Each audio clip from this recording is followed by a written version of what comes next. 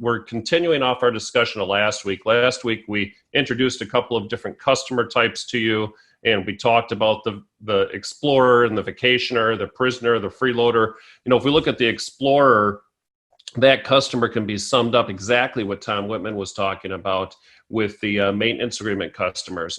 And one of the things that we've found when you look at the explorer and the maintenance agreement customers, if they continue on with you over the course of a certain period of time, in this example, we have 12 years, we know that there's going to be a replacement during that time. We know there's going to be a couple of service calls that we're going to come out and we're going to take care of. We know that there's going to be a couple of maintenance calls. Obviously, if we're in a maintenance contract, we're going to be coming out twice a year, and they're going to be involved with that.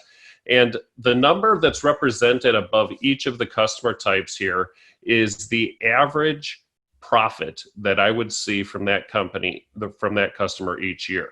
And we introduced that concept last year, and we showed you how that broke, or last week, and we showed you how that broke down.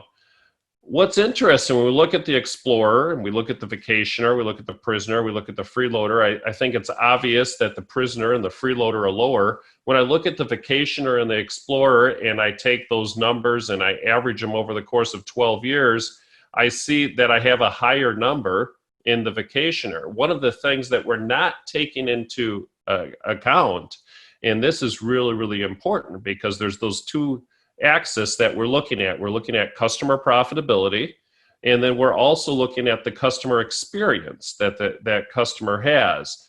And so when we look at that, that's going to be a big determiner on the overall retention that we have from that customer. We talked about last time, the vacationer is the customer that does business with you until something else better comes along. And so when I look at the retention pattern between the vacationer and between the explorer, I see a drastically different scenario playing out. In fact, if I had 1,000 customers at the beginning of the 12-year process, I would be down to 0 customers by the end of the 12 years. And with the explorer, I would still have roughly 200 customers left.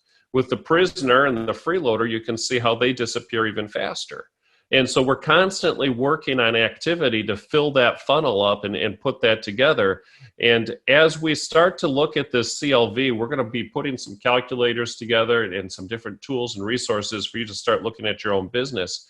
And we'll start seeing what these numbers mean to me in my business. But the two things I wanted you to start thinking about as we continue to build off of this topic is number one, looking at the revenue or the profitability of each customer, and then starting to look at the retention that I have from a customer as we continue down this journey of tying in the customer lifetime value and how that applies to my business's overall profitability, and even the value of my business